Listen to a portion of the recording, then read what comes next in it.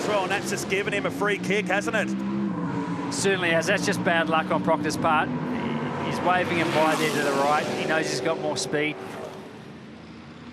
Just trading the lead at the moment, so Collins goes back into it. He's raced in open wheelers for many years, but it's without wins in Formula Ford racing. Once the hairpin we go again, so first and second. It's out to 20 seconds now, Chris Pither. This is incredible. There we go, Proctor, Collins slightly high depth, Proctor slotted through the inside. These guys are certainly putting on a show for us. Across the top of the mountain and to the finish line at the end of lap number 8. It's a full race for the Formula 5000s here. Their final appearance today at the ITM Auckland Super Sprint. We continue our countdown to race 24 of the Virgin Australia Supercars Championship this afternoon. Usually in a battle though, Chris, you'd be losing time. These guys are actually extending their lead by doing this. Yeah, exactly. They've got heaps of pace. When they're making the pass, they don't seem to be compromising the corner speed too much. At this point, though, you'd be analysing the other driver's strengths and weaknesses, trying to work out for later in the race where you might get an opportunity or where you might need to be defensive, depending on where you're positioned.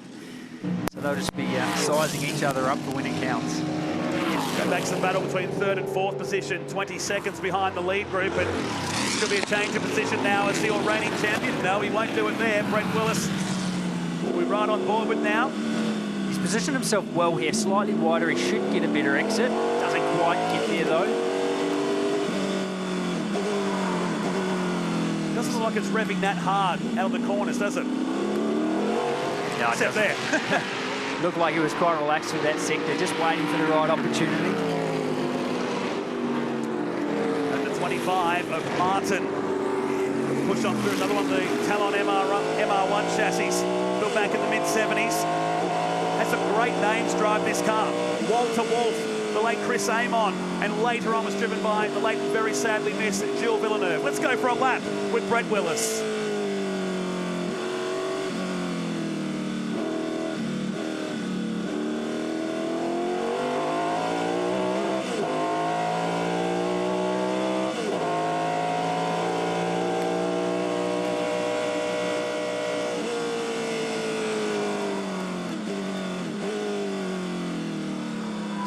Sounds amazing. He picked up the throttle just a touch early between turns 3 and 4, and he had to lift out of it again and didn't get quite as good a run down the back straight, but definitely at the top end. I think if he's closer on the next lap, he'll be able to challenge for the position. He's gentle on the gear change, wasn't he?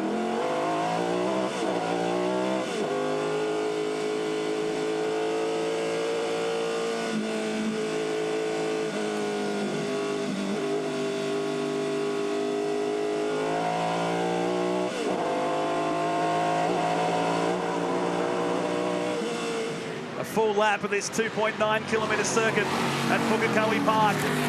Through the closing stages of the SAS Auto Parts Formula 5000 series.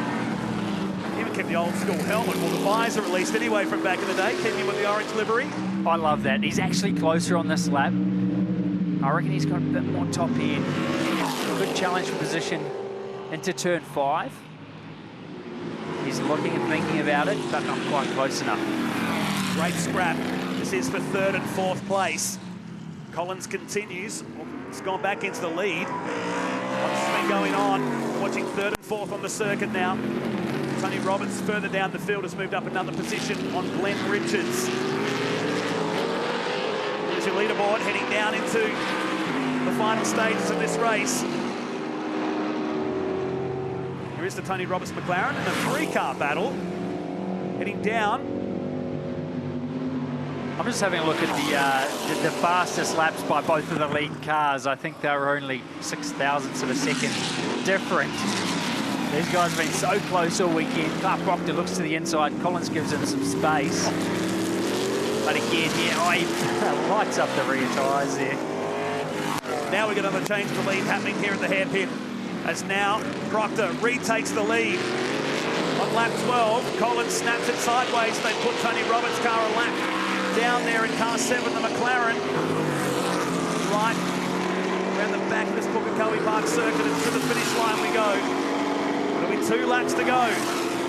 Where would you rather be right now, leading or second? I think second's not a bad place to be in. I think Collins, as we touched on before, he'll know where he's got his strengths there.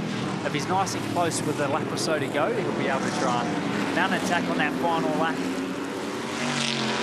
You can hear the bottom of the 39 car just scuffing along the ground, going into turn number 1.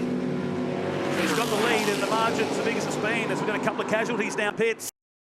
Glenn Richards has retired from the race. Same too for Carl Zos. Troublesome weekend for the number 9 car. Not so for these two, as they're now 24 seconds ahead of the rest of the field, coming down towards the hairpin and more lap traffic ahead. That's really going to play a part here. They're going to catch that traffic on the next lap. Just the update on the 9 and the 99, guys. The 99's got an engine issue, losing power at the top end, and as for the 9, he actually is getting a bit of vertigo as a driver. Wow. It's been a tough weekend. Thanks to Cameron Vanendungen down in the pits. I'm sure he's enjoying the vibration, the sound of these Formula 5000 cars as we start the final lap here in the SAS Auto Parts Formula 5000 series. It's been a great weekend. Sad we didn't get the race in yesterday, but they've given us 2 very exciting races and a chance to go back in time and witness a really great era in not just New Zealand motorsport, but in world motorsport. No doubt about it.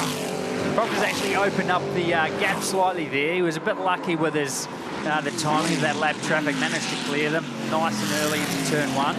Oh, nearly lost the rear there at 5. I thought that might have gone around, but he's managed to hang on to it. Don't you hate commentary curses?